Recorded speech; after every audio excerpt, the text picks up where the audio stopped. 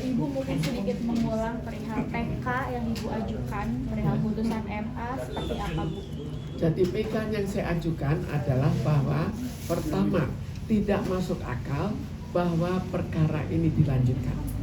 Karena yang menggugat adalah PT Bluebird Taxi. Tapi di PT Bluebird Taxi tidak memberikan keputusan menyetujui gugatan. Jadi PT Bluebird Taxi tiba-tiba saja, oh Purnomo memakai nama PT Bluebird Taxi. Apakah berhak? Kan PT tetap PT yang menentukan. PT yang menentukan bahwa oh setuju untuk menggugat saya, tapi itu tidak ada.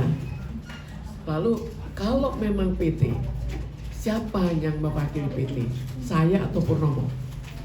Purnomo kalau kedua-duanya tanpa izin PT Bluebird Taxi.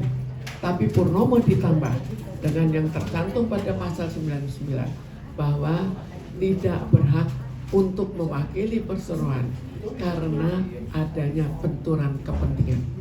Dia memimpin PT Bluebird Taxi, PT Pusaka itu milik pribadi dari Purnomo, Chandra dan anak-anaknya yang akhirnya bangkrut, jadi tidak mampu. Sekarang kita dan juga PT Bluebird. Sekarang kita lihat kan PT itu sekarang kan terkenal monopoli.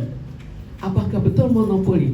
Perusahaannya sendiri saja pakai nama yang berbeda, tidak berhasil untuk tampil, tidak berhasil untuk tetap berada di lapangan. Ibu di sini disebutin bahwa gugatan tersebut janggal, Ibu harus membayar kembali semua gaji. Itu fakta sebenarnya itu seperti apa sih Bu? Kalau boleh tahu Bu mungkin Bu?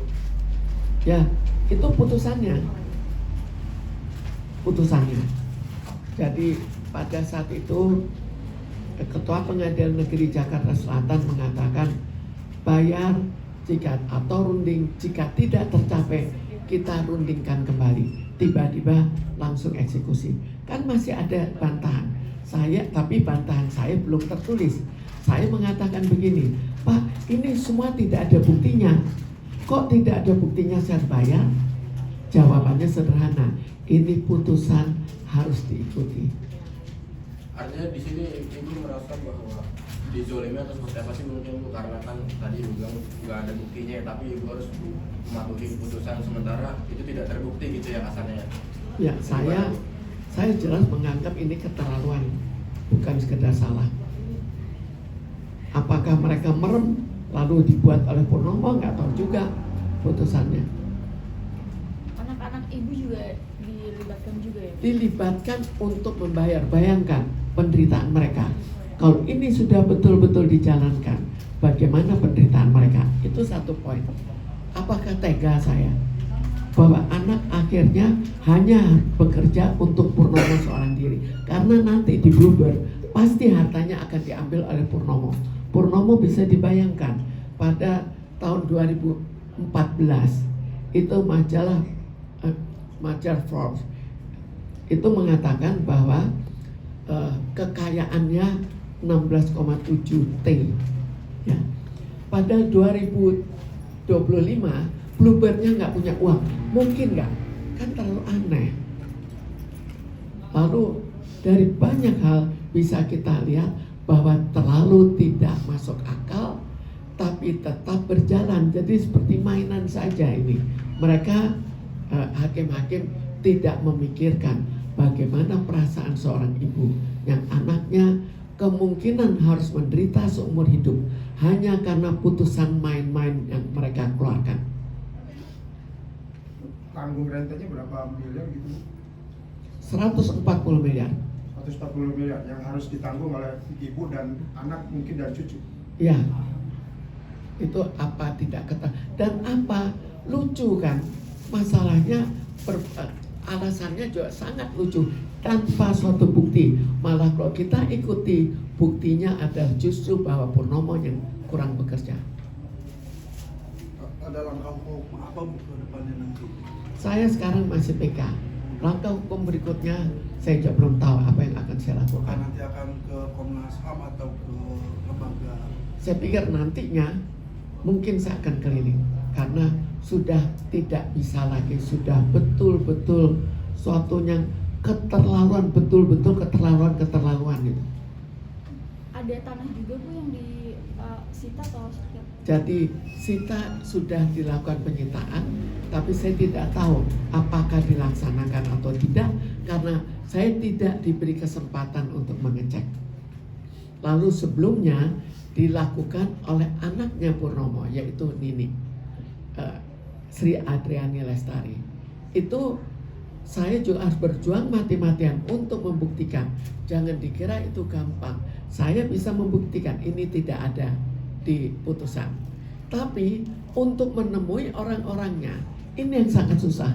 Itu dilempar-lempar. Oh bukan saya, itu harus ke sini, harus ke sini, harus ke sini. Itu yang paling susah.